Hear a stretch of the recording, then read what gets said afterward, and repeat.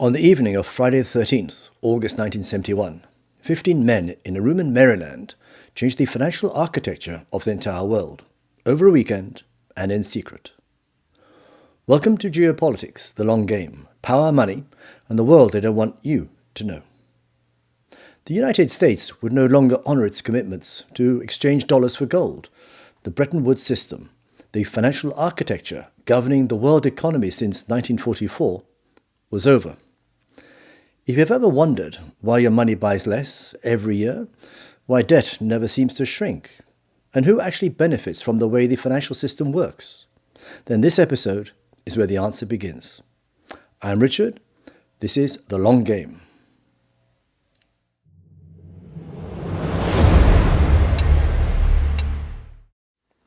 The relationship between money and power is as old as civilization, but the specific form it takes in the modern era is a post-Second World War construction, and understanding that requires going back to 1944.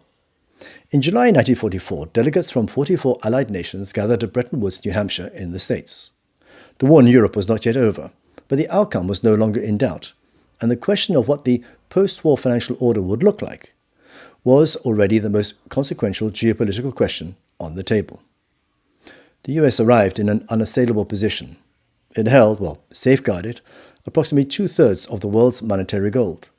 Its industrial base was the only major economy whose productive capacity had not yet been destroyed by the war. Its negotiating position was, in practical terms, a diktat. 1. Every currency being pegged to the dollar. 2.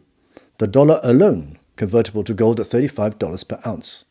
And 3. The IMF and World Bank was created with voting structures weighted to give the United States effective veto power in both. Michael Hudson wrote a book in 1972, Super Imperialism, and documents this with forensic precision, identifies the key insight many economic histories miss. The Bretton Woods system did not simply create a stable monetary order. It created a mechanism by which the United States could run deficits indefinitely, because the rest of the world was obliged to hold its excess dollars as monetary reserves. American spending, including military spending, was effectively being financed by the countries that received those dollars. Craner describes it precisely. You do not need to occupy a country to extract value from it.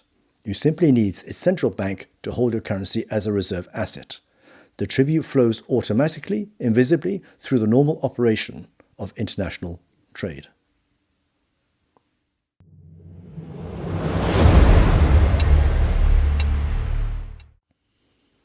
Before we go further, one question worth asking. What happens if a country decides to stop holding dollars? Well, nothing good. In 2000, Saddam Hussein announced Iraq would accept euros for its oil. In 2011, Gaddafi was developing a gold-backed African dinar for oil pricing, and simultaneously proposing a pan-African monetary union that would have reduced African nations' dependence on IMF conditionality. Both men were removed from power by Western military force within 3 years of making those moves. The financial architecture does not tolerate alternatives. Here is why. In 1971, Nixon closed the gold window, the promise that dollars could be exchanged for gold at $35 per ounce. This was, in formal terms, a default. The US had made a treaty commitment and broke it unilaterally, over a weekend without consultation. By any normal logic, this would have triggered a collapse of confidence in the dollar.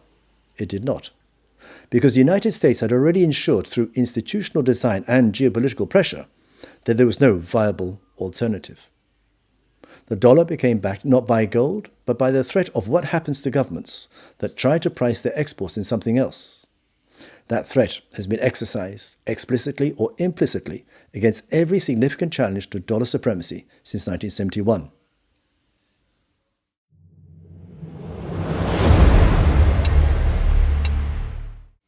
The closing of the gold window left the dollar's financial architecture without its original anchor. A new mechanism was needed. Henry Kissinger found one. In 1974, following the OPEC oil embargo, the United States concluded a set of agreements with Saudi Arabia. Saudi Arabia would price its oil exclusively in US dollars. The vast petrodollar surpluses would be recycled into US Treasury bonds and American defense purchases. In exchange, the United States would guarantee Saudi security and the survival of the House of Saud. The effect was to recreate, through a different mechanism, the structural demand for dollars that had gold standard had previously guaranteed. Every nation that imported oil, which meant virtually every nation, now needed dollars to pay for it. Every central bank needed to hold dollar reserves. The financial architecture was rebuilt, not on gold but on oil. The anchor was no longer in Fort Knox, it was in Riyadh. Hudson identifies the petrodollar system as the moment American financial imperialism became self-sustaining. The oil exporters needed dollars. The dollar surplus was recycled into US debt. US debt funded the military that protected the oil exporters. The circuit was closed, and it could be defended militarily.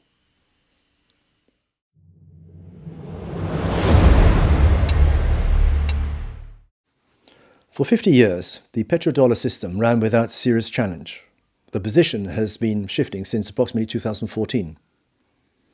One of the causes is that the United States froze approximately $300 billion in Russian foreign assets held in Western institutions following the Ukraine conflict.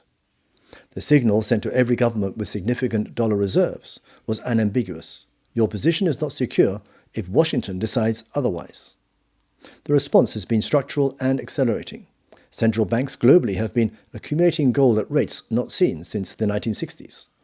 The BRICS nations have been developing alternative payment systems to reduce SWIFT dependence.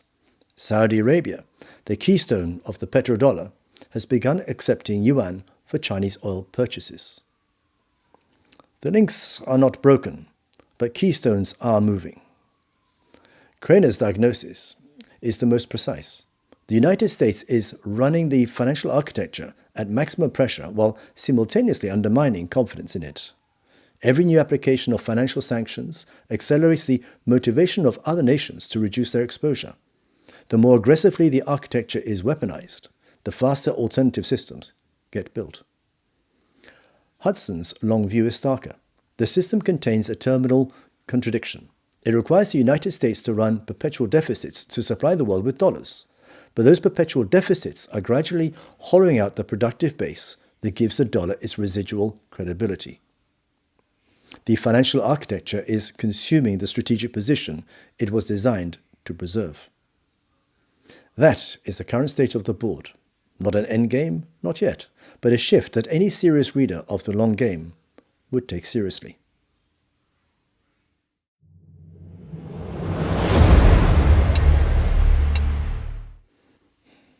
Friday, August the 13th, 1971.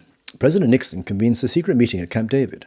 15 people are present. The Treasury Secretary, the Fed Reserve Chairman, senior economic advisors. But no press, no congressional notification, and no consultation with allied governments. By Sunday evening, the decision is made. On Monday, the markets will open to find that the dollar, the reserve currency of the entire post-war international financial system, is no longer convertible to gold. A commitment written into the Bretton Woods Treaty of 1944 is being cancelled unilaterally over a weekend by 15 people in a room in Maryland. The Fed Reserve Chairman reportedly said the decision would bring down the entire international monetary system. He was right about the mechanism and wrong about the outcome. The system did not come down. It adapted because there was nowhere else to go. What was decided in that room over that weekend still governs the financial architecture of the world today. 15 people, one weekend, 50 years of positional consequence. In the long game, the most powerful moves are often made in the smallest of rooms by the fewest of people with the least public record. Next week, Episode 8, the Season 1 finale, we look at how world orders are built and broken. We have mapped the board piece by piece across 7 episodes. Next week, we step back and look at the whole position, what a world order actually is, what holds it together, and what the historical record tells us about how they end. Now, if you've enjoyed this episode and the others, please subscribe, comment, and share, as the greater the clarity beneath the headlines, the better to judge fairness and truth. I am Richard. This is The Long Game, Power, Money, and the world they don't want you to see. The hidden stays hidden until you know where to look.